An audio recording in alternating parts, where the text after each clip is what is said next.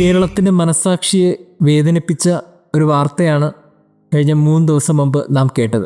ഒരു മകൻ തൻ്റെ കുടുംബത്തിലെ 5 പേരെയും ചുറ്റി കൊണ്ടടിച്ച് കൊന്നുകളഞ്ഞു. താൻ ഏറ്റവും അധികം സ്നേഹിച്ചിരുന്ന ആ പെൺകുട്ടിയെയും അതിനോടൊപ്പം അവൻ വകവരുത്തി. ഒരു മകനാണ് ഇങ്ങനെയൊക്കെ ചെയ്തത്.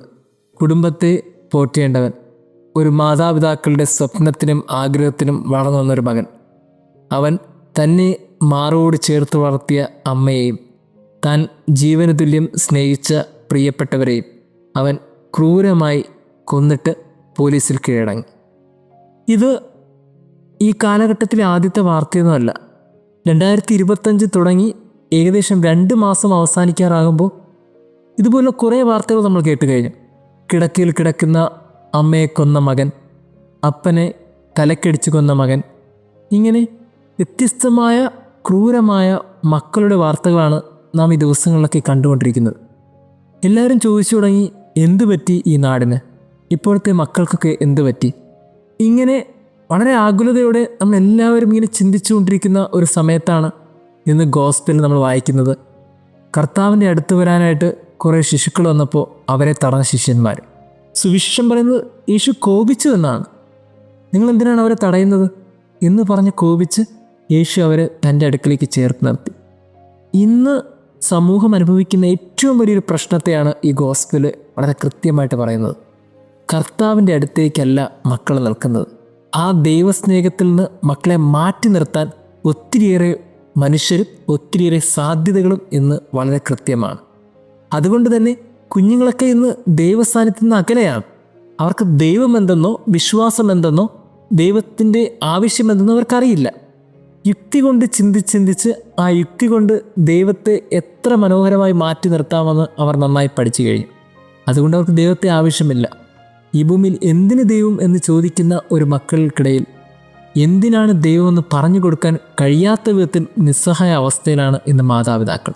അങ്ങനെ ഒരു നിസ്സഹായ അവസ്ഥയിൽ നിൽക്കുമ്പോൾ 2000 വർഷങ്ങൾക്ക് മുമ്പ് യേശുവിൻ്റെ അടുത്തേക്ക് കുറേ കുഞ്ഞു മക്കളെ അവരുടെ മാതാപിതാക്കൾ കൊണ്ടെത്തിക്കാൻ ശ്രമിക്കുമ്പോൾ തടഞ്ഞു നിർത്തിയത് ശിഷ്യന്മാരാണ്. മാറ്റി നിർത്താൻ പറഞ്ഞു.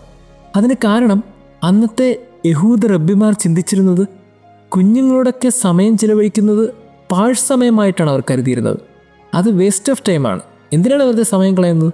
ഈ സ്ത്രീകളെയും കുട്ടികളെയും വളരെ മോശമായും താഴേക്കിടയിലും കണ്ടുകൊണ്ടിരുന്ന ഒരു ജനതയ്ക്ക് കുട്ടികളെ അത്ര ഗൗരവത്തോടെ കാണാൻ അവർ കഴിഞ്ഞില്ല.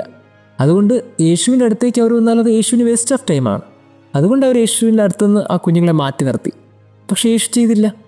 യേശു കോപിച്ചു എന്നാണ് പറയുന്നത്. കോപിച്ചിട്ട് അവരടുത്തേക്ക് ചേർത്ത് നിർത്തി. പ്രിയമുള്ളവരെ, ഞെട്ടിപ്പിക്കുന്ന ഈ വാർത്തകളൊക്കെ നമ്മുടെ അടുത്തൊന്നുമല്ല. അതൊരു സമാധാനമാണ്.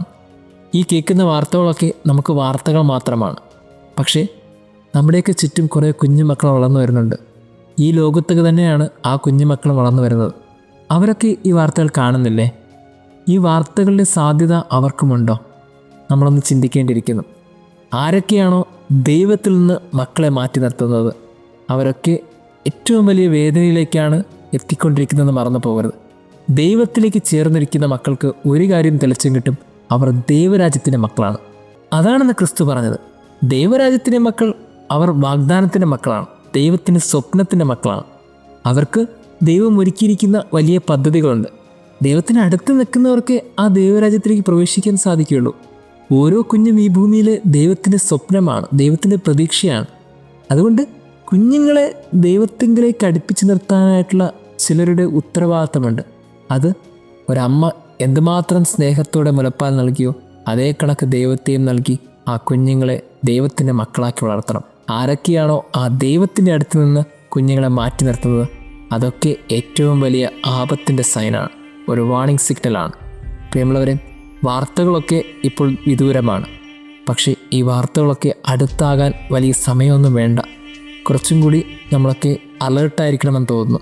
നമ്മുടെ മക്കളും ദൈവസാന്നിധ്യത്തിൽ വളർന്നു വരണം. അതുകൊണ്ട് ദൈവത്തിൻ്റെ തൊട്ടടുത്ത് കൊണ്ടെത്തിച്ചിട്ട് നമ്മൾ പറയണം, കർത്താവെ എൻ്റെ കുഞ്ഞിനെ തൊട്ടനുഗ്രഹിക്കണമേ. ദൈവത്തോടും ദൈവാലയത്തോടും ചേർന്ന് വരുന്ന മക്കളൊക്കെ ദൈവരാജ്യത്തിൻ്റെ മഹത്വമുള്ള വാഗ്ദാനങ്ങളാണ്. ദൈവം നമ്മെ അനുഗ്രഹിക്കട്ടെ. മകനേ നീ എൻ്റേതല്ലേ, മകളേ നീ എൻ്റേതല്ലേ, മകനേ നീ എൻ്റേതല്ലേ.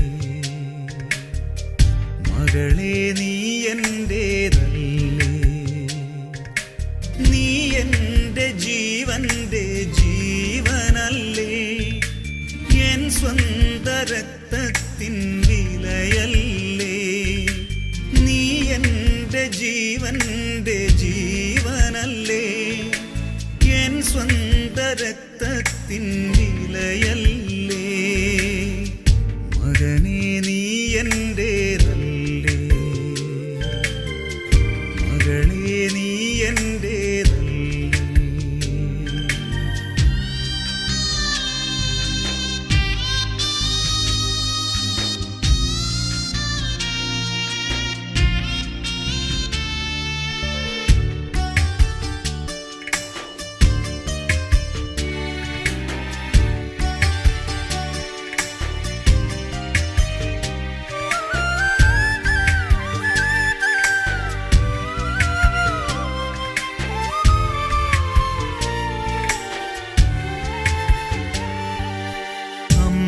തന്നുദരത്തിൽ നിനക്കു ഞാൻ ജന്മം നൽകി, നിൻ കുഞ്ഞി കൈ പിടിച്ചു നിന്നെ നെഞ്ചോടു ചേർത്തു. അമ്മ തന്നുദരത്തിൽ നിനക്കു ഞാൻ ജന്മം നൽകി, നിൻ കുഞ്ഞി കൈ പിടിച്ചു നിന്നെ നെഞ്ചോടു ചേർത്തു.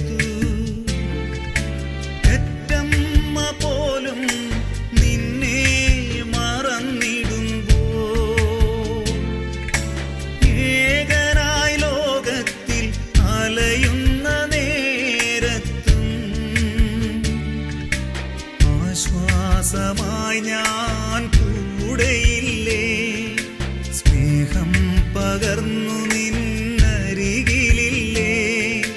കരയരുതേ എൻ്റെ കുഞ്ഞേ, കരഞ്ഞിടല്ലേ എൻ്റെ പൊന്നോമലേ. കരയരുതേ എൻ്റെ കുഞ്ഞേ, കരഞ്ഞിടല്ലേ എൻ്റെ പൊന്നോമലേ. മകനേ നീ എന്റേതല്ലേ, മകളേ നീ എന്റേതല്ലേ.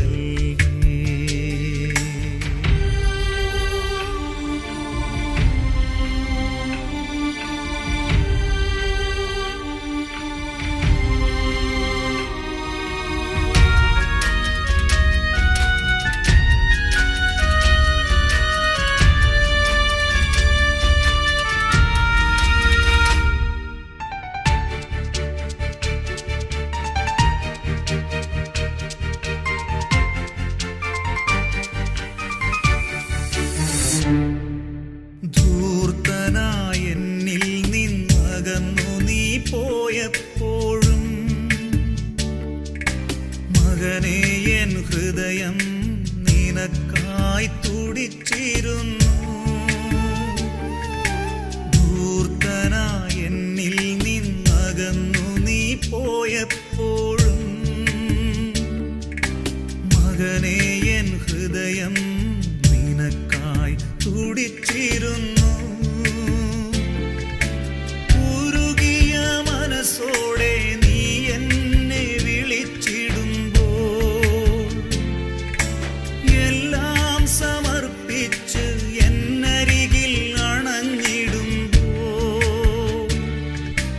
നിൻ കുഞ്ഞു കവിളിൽ ഞാൻ മുത്തമേകാം, മാറോടു ചേർത്തു ഞാനോ മനിക്കാം. തളരരുതേ എൻ്റെ കുഞ്ഞേ, തളർന്നീടല്ലേ എൻ്റെ പൊന്നോമലേ. തളരരുതേ എൻ്റെ കുഞ്ഞേ, തളർന്നീടല്ലേ എൻ്റെ പൊന്നോമലേ. മകനേ നീ എന്റേതല്ലേ, മകളേ നീ എന്റേതല്ലേ. നീ എൻ്റെ ജീവന്റെ ജീവനല്ലേ, എൻ സ്വന്ത രക്തത്തിൻ വിലയല്ലേ. നീ എൻ്റെ ജീവന്റെ ജീവനല്ലേ, എൻ സ്വന്ത രക്തത്തിൻ വിലയല്ലേ.